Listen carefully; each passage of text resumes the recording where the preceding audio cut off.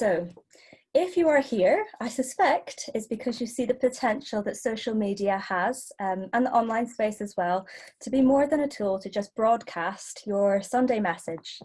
As churches, we get to be the voices of hope, clarity and communication, and that's particularly important at this time. The method may be a little bit different to what we're used to, but the message and mission remain the same. Online, we have the opportunity to share our own messages or other people's messages as well. So that could be updates from local charities, government health updates that you think might be useful for your community, and other messages from organisations or people that are saying great things and sharing hope. But there is more, and that's why you're here. We can all feel very isolated at home, away from the people we are used to seeing day to day. I know from personal experience that we can become tired of lots of Zoom invites and calls, and whether somebody wants to spend all their time communicating with others or sneak in and out of conversations to feel connected, we can provide some of that positive interaction and community that is genuinely focused on people. We know that people are spending a lot of time scrolling on their phones or on the computers. They did do that before the pandemic and they will do after, but obviously now is a real opportunity to create a wonderful online space for your community to stay engaged in whatever way suits them. And it doesn't just have to be you making it all happen either. If you are part of the Facebook group that we set up as the pandemic sort of kicked off in the UK, we created it for church leaders in the diocese, you will hopefully have noticed that it's not just us posting, that real conversations are happening, and people feel relatively safe to ask questions, challenge and share their stories. And a lot of the gold that's come out hasn't been from us, which is exactly what we hoped for. It's a group where we can push out messaging when we need to share it, but it's also a space for group members to collaborate and to hear from each other, which is so important at this time. So Nona Jones, who is Facebook's Global Faith-Based Partnerships Leader, what a mouthful, in a recent podcast on US church leadership, said, if a community is filled with real people, then it's real, whether it's online or not. And that's a brilliant thing for us to know. So let's talk about creating those online communities. Just a note before we do that, you will not be able to do all of this yourself. There's potential for a huge amount of stuff to happen, and just as you don't do everything, I suspect, in a normal church context, this is about creating an online space to enable people to communicate with each other, so you're helping to facilitate that. So your Facebook page, your Instagram, your website, or anything else that you have that fits under this category is your front door, or perhaps your poster. They're not where your meaty, messy, human community of your church happens. Nor should it be, actually. You wouldn't post personal prayer requests with the owner's name on your front door or on a poster. And likewise, your outward Facebook page, your outward facing Facebook page, your Instagram and your website are just as public and potentially get seen by even more people than your front door would. This is where people first find you, where they first find your church. It's your opportunity to show people what they could be a part of. You can clearly communicate really important messages here, share updates, encouragements. You may post your Sunday message there too, and it's a real chance to speak to a much wider audience, a much wider community. Then we head inside the church. This is the sticky bit where people stick around. It's your online space for all your community to hang out. And we are looking at Facebook groups. It's basically one of the easiest ways to create an online space for your community. If your Facebook page is your front door, then your Facebook page is inside the church. You need to make sure that your group is visible, so that when someone is on your page having a look around, they can see that the group exists, that this community is there. They can ask to join, or if another member has a friend that they think would like to be part of the community, they could invite them to join. And it's sort of in the same way that people end up coming to your church in the physical form. Groups have been created to be a place of community, and so Facebook have tailored the platform to promote activity in the group to the top of people's feeds, and they don't even need to navigate to the group to see these posts. They're often seen as a safer space than your external Facebook page, and people are more likely to share good news stories, prayer requests, updates about their lives, that sort of thing. More personal. Just remember that you play a key part in keeping the space safe, and we'll talk more about that in a minute. So I've gathered a few top tips. So the first is to link your Facebook page to your group, and this allows you or other admins to post as the page. You can also post as yourself, and there's just a toggle that you can do to do that. Group type is another interesting one. You can change this later on, but when you first set it up, you can choose of the number of group types here. So the general is the default one that is picked out automatically. You can go for a buy and sell, which is basically so you can create sales listings, and you set a default currency. Social learning is a really interesting one here, and you can organise your posts into a unit or a series of units. It's basically to facilitate online learning, which may be really useful for something like a Bible study or a discipleship course or something like that. Video games is another really interesting one to have a think about, particularly with youth groups or people who are interested in gaming. Work is actually the one that we've selected for the church leaders group that we have, because it protects your personal Facebook page from your work self, really. So you can contact members without adding them as friends, and it's really useful in that way. And then the jobs one, that I was speaking right here, you get templates for jobs, salaries, location and hours, which is probably not one that you are likely to go for. So on to the next one. When someone asks to join a group, you can set it up so that they have to answer some questions. This is both helpful in ensuring that you are admitting real people who actually want to be part of the community. And you can ask information that will also help you disciple and steward your community well. For example, you may have ask how long they have been attending the church, and how they answer will show you how you can, what kind of conversation will be helpful when you talk to them. So if they have been for a while but they don't know anybody there, that you might talk to them in a different way to somebody else, and it might help you decide what kind of group to invite them to. You can also ask people to agree to group rules in order to be part of the group, and this sets the tone and shows what you expect for a healthy and inclusive community culture. You can ask other people to moderate the group, again, which is super helpful when you've got a lot going on. And this means that they can help with the process of admitting people to the group, ensuring that other people are adhering to the group rules, and they can also help make people feel welcome. And unlike people who have liked your page, people who are part of your group will receive notifications of posts in the group. They're a group of people who are already engaged. They want to know about the business of the church. You're going to get much more engagement in a group than on a page. There's a lot of functionality in Facebook groups, and these continue to be developed. So lots of other features to have a try with. So you can create events, which is down on the bottom right here. And this was set up as training was set up as an event, and a lot of you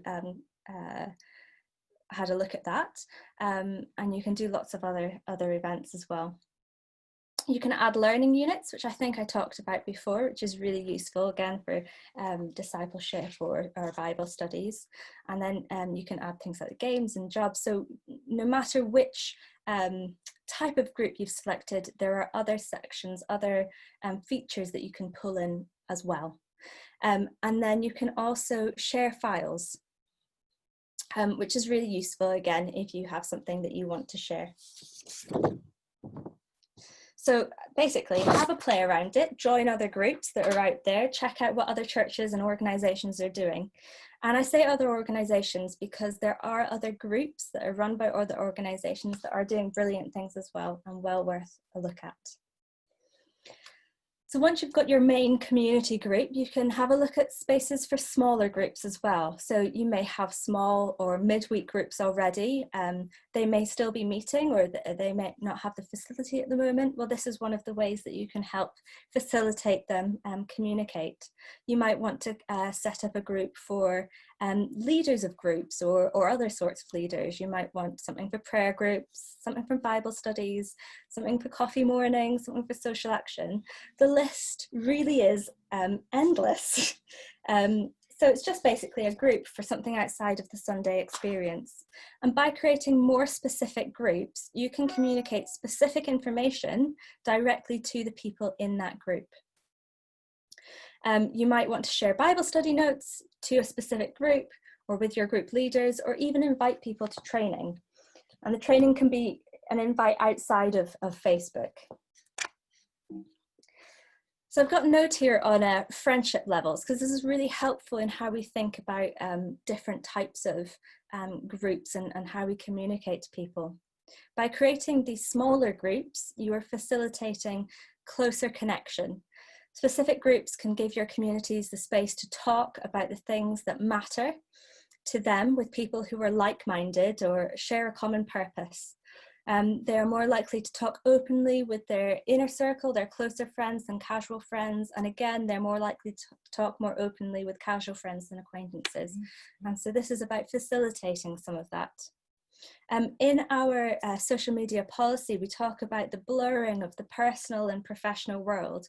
And this is a really useful way to think about some of that within this context of social media.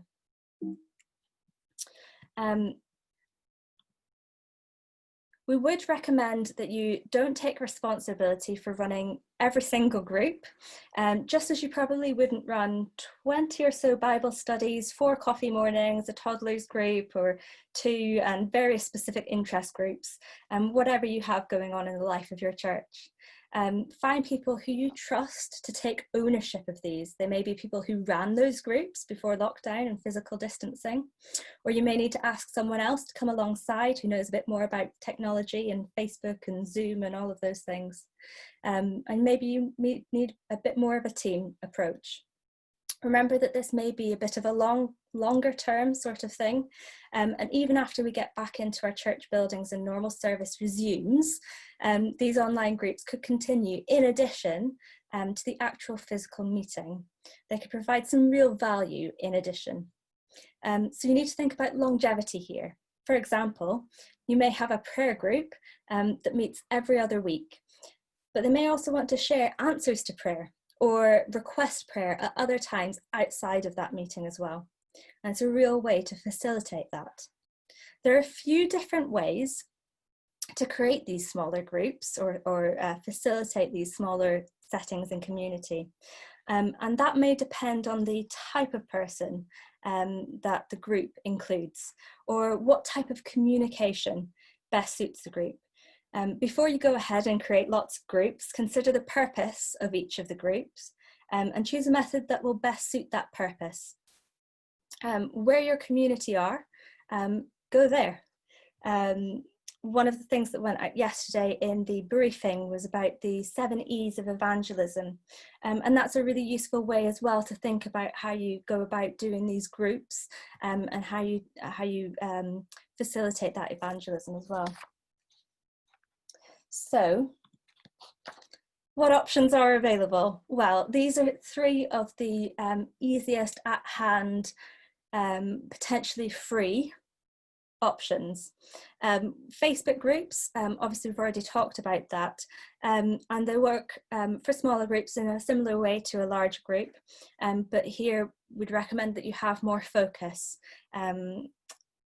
It has the ability to do a heck of a lot.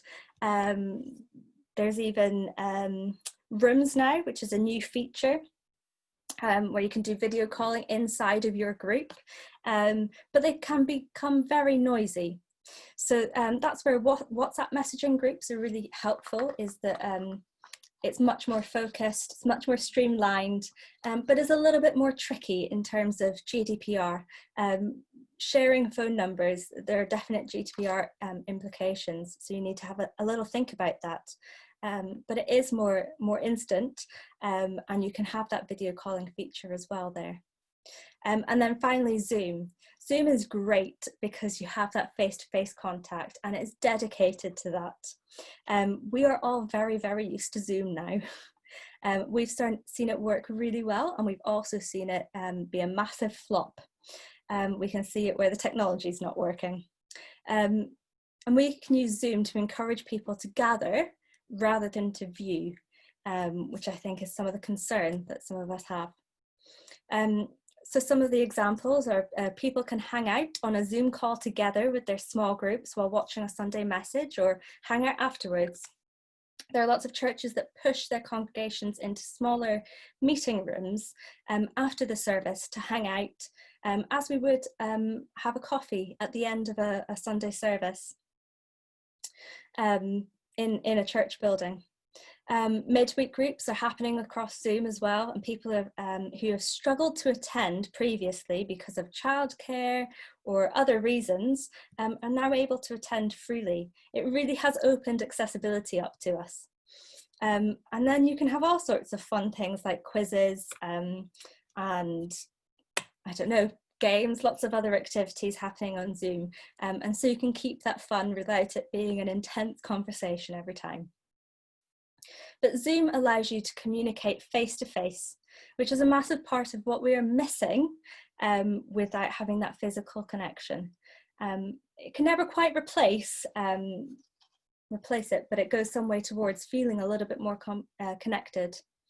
There are lots and lots of other ways to create connection in a digital world, and I would encourage you to share some of the fantastic ways you are doing it and what you're seeing other people do as well.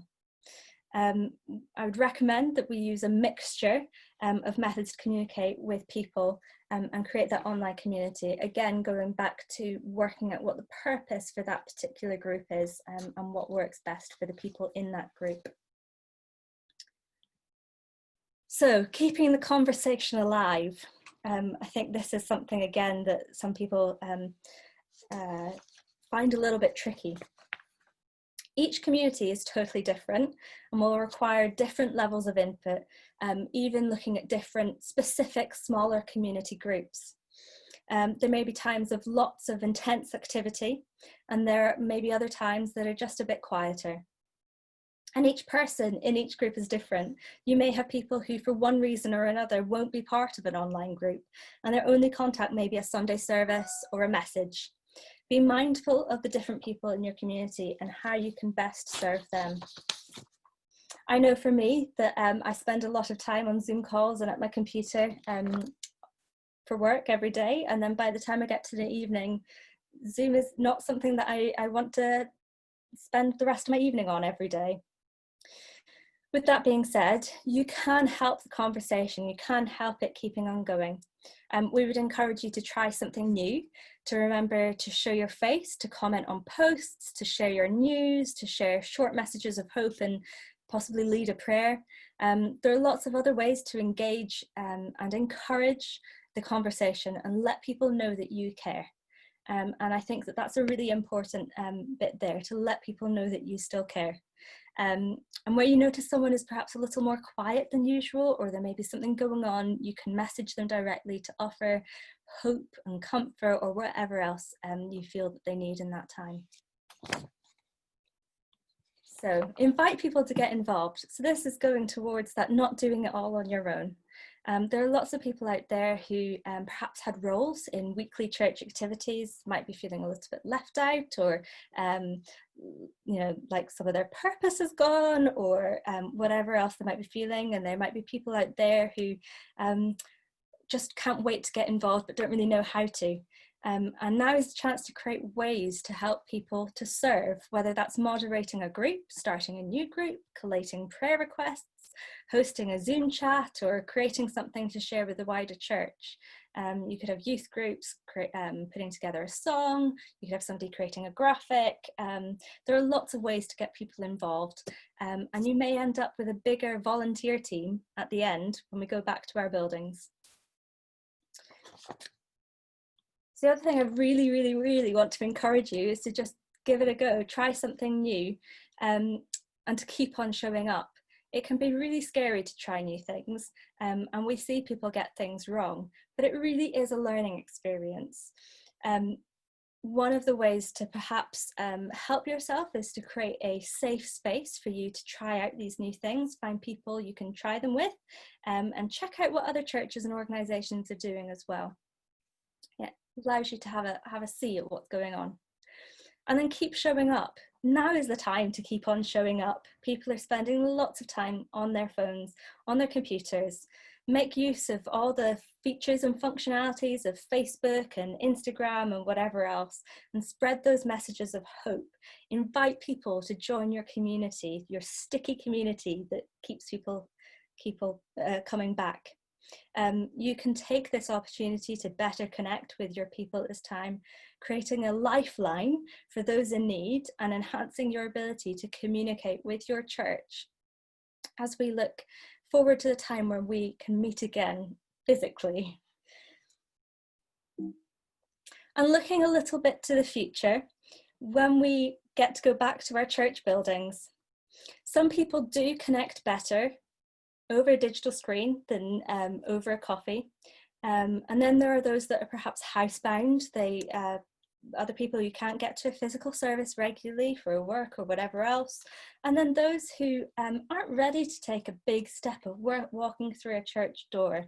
This really is a very accessible space to be in. Online church community is here to stay, and it can be a great onboarder. By that I mean it can, as I said, lower the perceived accessibility of attending church by just clicking on a button rather than having to travel and walk through a door. And it allows you to keep people connected throughout the week as well, rather than detracting from corporate gatherings. They can be used together. And just remember that people do want to gather. That's why we have things like massive music festivals like Glastonbury and Coachella. And rather than listening to music on their own, people choose to go to these. And even with the advent of sharing it all online, people who watch it, actually it makes them want to go. They want to go to experience the community live and in the flesh. What you build now can set you up to reach a much wider audience, a much wider group of people in your community, and help you stay connected with that community midweek. Now is the chance to really give it a go, to try it and to fail, but failure is not the end, it is the learning process, to see what works for your community and for you, and to really get people involved.